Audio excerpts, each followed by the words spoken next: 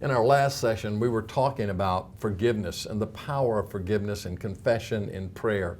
We're talking about praying Jesus' way, the way Jesus taught his disciples to pray. And he was the one that said, and forgive us our debts. He taught his disciples to pray that way. Forgive us our debts, or our sins, our transgressions, as we forgive those who have transgressed against us. So not only do we need to be forgiven, but Dave, we need to be able to forgive others. This is critically important. And I find that this one may be more difficult than the other one sometimes because when you've been hurt, and normally people are hurt by people that they love, That's right. by someone they care about deeply.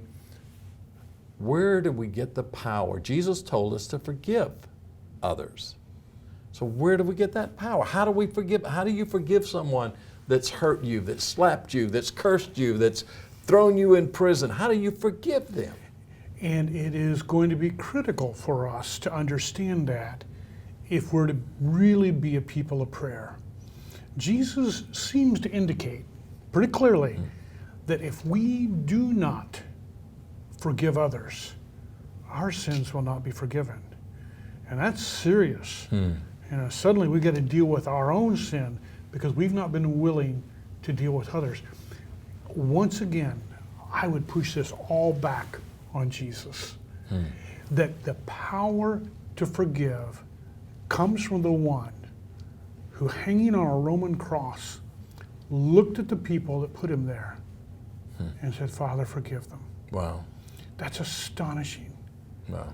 Arms stretched out in great agony. And he prays, Father, forgive them.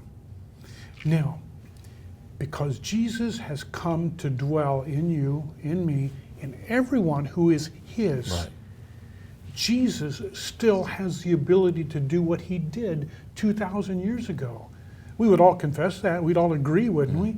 That Jesus, who hung on a cross and forgave those who put him there, can still do that today. Ultimately, then, it comes back to me coming to Jesus when I have been hurt, when people have done those things against me that they should not have done. We're not making excuses for them. We're simply saying, now, Jesus, would you do in me what you did 2,000 years Yeah, ago? yeah. Would you show me, Lord, how to forgive? Lord, would you forgive first of all through me to them, and then, Lord, continue to show me how to do that. And I believe that becomes a process. There are very few, if maybe no one, who just full-blown as a believer finds themselves easily able to forgive. And will say things like, well, I'll forgive them, but I won't forget. Yeah. And, things like that, which really means I'm not going to forgive Yeah. them. I'm going to hold on to this. It's going to become a big obstacle in my life. Ultimately, this comes back, though, to Jesus. It isn't just me being nice, or I'm just naturally forgiving, or those sort of things. None of that.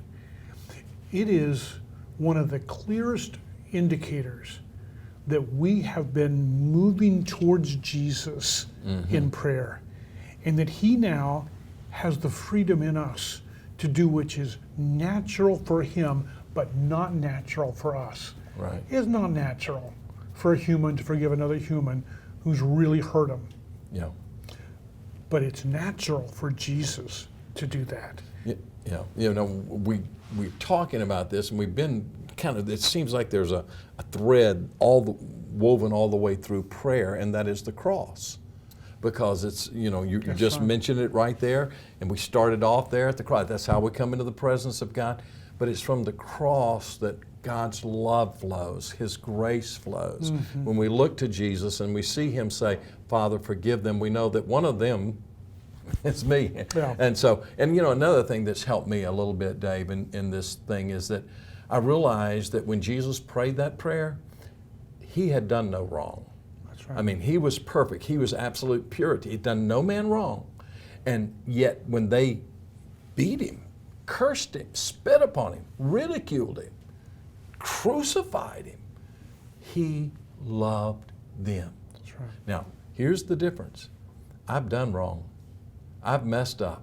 And like a friend of mine says, when someone criticizes you, just remember if they knew the truth, the whole truth, and nothing but the truth, that would be a lot worse than the criticism. That's right. Because we've all messed up, we've all failed. Yeah. So when people hurt us, yes, they may be totally wrong, but we still have our own problems and our own wrongs. And so, but Jesus wasn't like that. He was perfect. And so His grace is pure. And I think it's that grace that is, I don't think, I should go back on that. I know it's that grace that has enabled me to forgive those who have hurt me. That's right.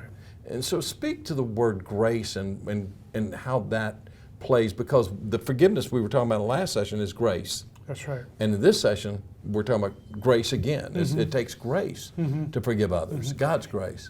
And think about from this perspective, grace, a way to translate it is, of course, His gift. God gives us something that we did not earn, that we don't deserve. He simply gives it to us. Now, if I say to you, Sammy, here, I have something to give you, and after I give it to you, I want you to also give it to others.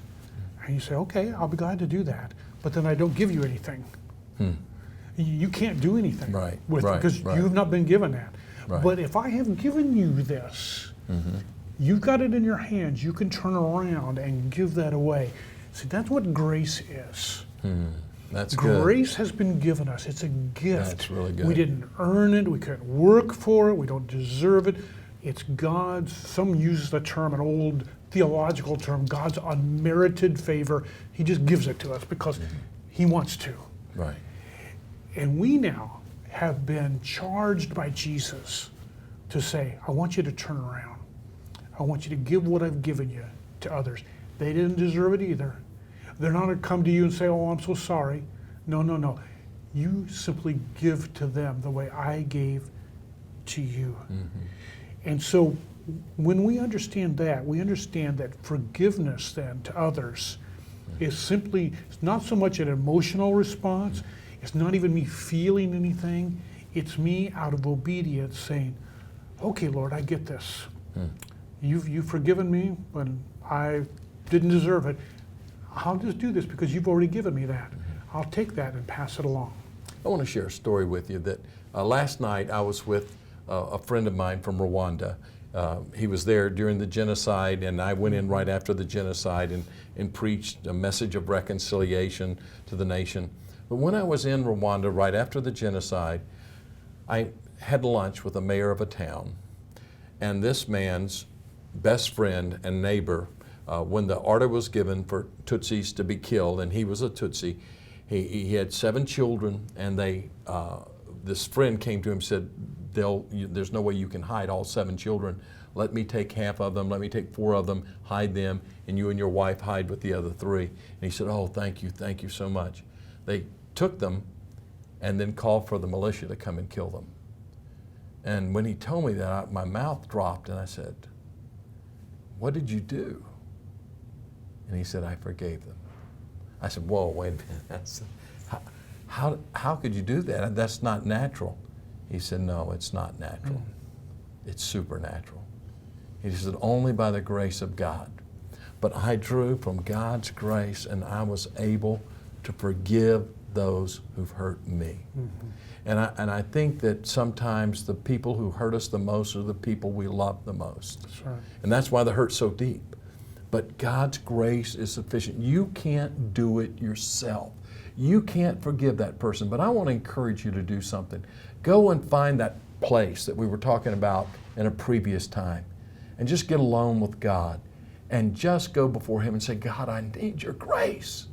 I need your grace in this moment. And you let Him pour His grace into you, and then you give it away. And just say, I forgive that person. And God will use you in prayer to bring a mighty revival, because that's where it begins, at the cross with God's grace. God bless you.